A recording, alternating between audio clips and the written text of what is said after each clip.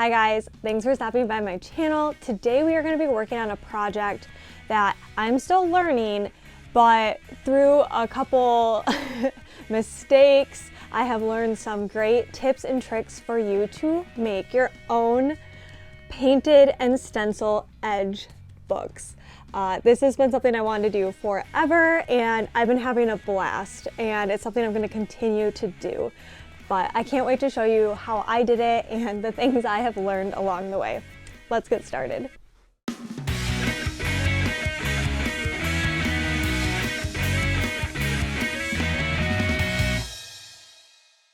The supplies you are going to need are going to be mostly this, but it doesn't have to be exact. So I'm using scrap wood, preferably the size of the book, but if you don't have the size of the book, bigger is better.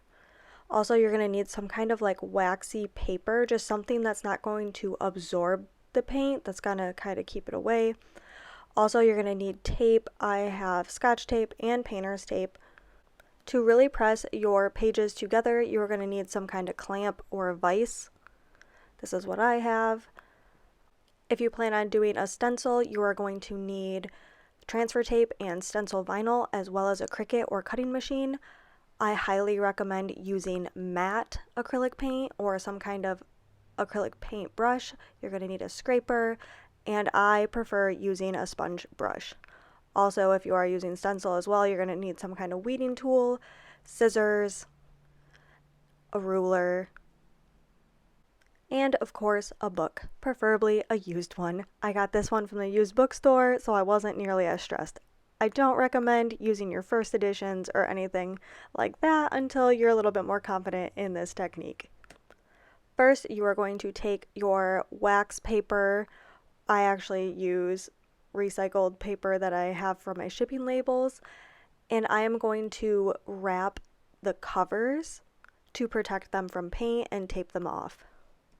I'm going to speed this up because you'll figure out your own technique, but I essentially wrap it backwards and then slide it off and then put it on the correct way. It's just easier for me to do that than trying to bend my book cover to get it to fit. You do want this pretty snug because if it's a little bit loose, it may affect your painting. I also will say, if you're using Scotch tape, only use Scotch tape on the actual wax paper. Do not stick it on your book because you might rip your book. I only use the Scotch tape to hold the protective paper to itself, and then I use the painter's tape to tape it to the book. You are going to do this for both front and back covers. I promise this is one of the most time-consuming parts, but it is totally needed and worth it. Once you have your front cover, like I said, make sure to do the back. I'm going to skip over that, and we are going to hop right into covering the spine of the book. Because this is a paperback, I am just doing painter's tape straight across. And then you can actually cover the spine if you would like. I like having it as a reference point for direction when I'm painting. But if you're worried about ruining it, you can totally cover that as well. So once you have your book all covered and taped off, you are then going to need 2 wood slices for either side of the book, as well as your clamps. Now, I don't have good size wood slabs for this particular book. It's a little bit longer, and that does cause a couple issues. If you can find a piece of wood or cut a piece of wood to be the size of your books you're working on, highly recommended. Also, it is highly recommended to use these wood slabs so you don't damage your actual book. Now, before you clamp it, you do want to put the edges that you're going to paint along the edge of the wood pieces. I think it's just easier if they're lined up. Because I have one wood piece smaller, I'm going to have to move it, and I do get a little bit of bleeding on my cover page because of it, but honestly, nothing worse than what I've seen in professionally done books. So I'm going to clamp it, and you do want it to be pretty tight. So as hard as you can get it to clamp, that's just going to give you a really crisp painted page end, and versus like having it bleed into your book. Okie dokie, now we are getting into painting. And one thing I did wrong here is I was mixing two blues together to get a better color blue, and I used the brush that I painted with to mix the paint. So my brush is very, very, very, very wet. So when I was trying to get in the edges and the corners, so sorry that it came out of focus and focused on the clamp. Love technology for that. I did have some bleeding, like I said, which also probably would have been prevented had I had a better piece of wood and I didn't have to move it. But you're going to do a very thin layer of paint for this. It's better to do 2 thin layers versus 1 thick layer. Also, a recommendation, if you decide to do a metallic acrylic paint, you only want to do 1 layer at all costs, or 2 extremely thin layers, and you probably won't be able to stencil it. I have found out that it will flake. I don't know what it is about metallic acrylic paint, it's just tackier. Also the same thing with gloss. You can see I used a paper towel to clean up the edges because I had way too much paint on my brush. And then now that I had to move my wood pieces to have them all compressed to paint, this is when my bleeding happened, which it really wasn't that bad. Now I'm reclamping everything, and this all would have been avoided if I had one more piece of wood that was slightly longer, but it's okay. We're using what we have, and I'm just finishing the top part of my book. And if you didn't want to do like a stencil and you just wanted a painted edge, you could stop right here and you're good to go. If you're using darker colors, sometimes you have to do 2 coats because it shows through. It really depends on your paint color and what you're doing, if you need 2 coats or not. This blue painted super well onto the book edges. And then you're going to want to let it dry just until it is touchable. You don't want it to set very long. I mean, maybe like 5 to 10 minutes. And then you're going to unclamp it and unstick your pages. I have just found that this works the best, especially with metallic paint, for it to not peel when you go to unstick the pages. Now, very carefully, you are going to try to flip through the pages and unstick them. Once you kind of have them broken up, I then think that this is a huge help, even though it's very tedious, is going one by one through the pages and unsticking them. Once it really dries, the chances of you ripping your pages are a lot higher. Now, if I had an airbrush, I bet this wouldn't be as big of an issue, but because we're using acrylic paint, this is just something I think is very necessary, especially if you're going to do a stencil edge on top of this, because I have done it where I painted it and then did a stencil and it ripped right off. So I highly, highly recommend doing this. I know it's tedious. And we're going to just jump into the next thing. Take my word for it. I did video me doing all of this, but for time's sake, we are going to skip to the next step. Now we are going to reclamp our book. I am just going to do a stencil along the outer edge. And I am going to measure the thickness of the book clamped and the length of the book clamped. So it's 9 inches long, so I guess technically high, and then 1 inch wide. You just want to measure the pages and not the cover, because we're just putting the template on the pages. In Cricut Design Space, I am going to make a rectangle that is 1 by 9 inches. I did change it to 0.9 and it was a little too small, so when I redid this stencil, because I messed up in a different way, I made it 1 inch by 9 inch like we measured.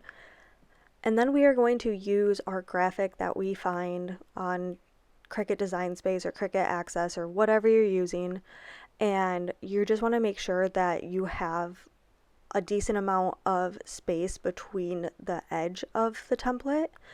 And then you're going to make sure that you slice the image out, and that's how you're going to make your stencil. If you have multiple graphics, I like to go in and make sure they're evenly distributed. They have a distribute vertically option on Design Space, and then once it's the way I like it, I group them together to double check, like, yeah, this is how I want it spaced. This kind of gives you an idea of what it's going to look like. And if that's good, then you are going to want to weld your images together. This is going to make it so that you can slice all at once out of your actual like stencil size. You're going to make sure you center it before you do that and then slice it.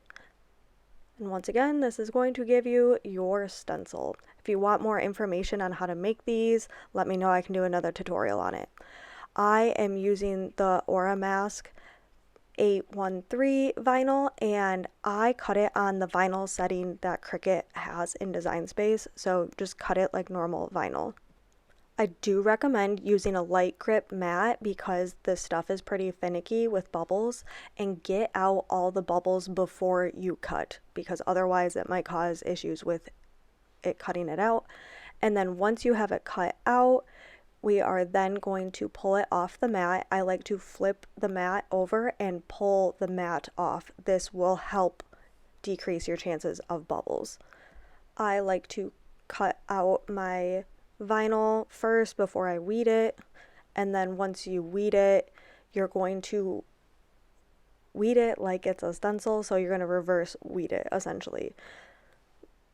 So the part that you want to have paint in is the part that you are weeding. That's how we designed it. That's why I also like doing the rectangle, because this gives you a template on where to put it on your book and it'll line it up really, really nice. So this is the one without the multiple graphics, but you would just weed out all of the parts. So there's my little knife. I cut my transfer tape to be just a little bit bigger than what my actual vinyl is. I zoomed up a bit and I try to get it center. It's just preference. It doesn't really matter because we have that as a template. And then I use my little scraper tool to really stick it on. We are going to grab our book and make sure you have it going the orientation you want. So that's why I like leaving the spine open so I can double check that. You are going to slowly peel the back off your stencil. Sorry, it's out of frame. But then you are going to line the top and bottom up. That's what's so nice about doing your stencils this way. And once it's lined up, you're going to press it down into it and really make sure it's stuck on there before you take the transfer tape off. Now, I have this sped up so it seems like it's faster than it is, but you're going to slowly pull the transfer tape up, being really mindful to avoid pulling up any of your stencil and making sure that you don't have bubbles. I like to use my fingernail and go around everything. You just really want to make sure it's adhered to the pages as best as possible. Then you are going to go in with the same color that you painted the edges.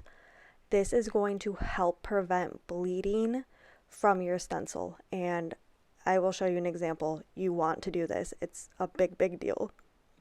And I like to dab straight up and down onto the stencil. You don't want to lift under the edge and have it seep under. So dab, dab, dab. If you want to smooth out the bubbles, just lightly do it. And once that is dry, you can see the color change just a little bit. When it's dry to the touch, you are then ready to paint on another layer. You don't have to do this. You want to do 2 really thin layers versus 1 thick layer, but you don't always need 2 layers, but I just felt like it wasn't super sealed off, so I went in with another base coat just to prevent bleeding. Bleeding is not fun with stencils.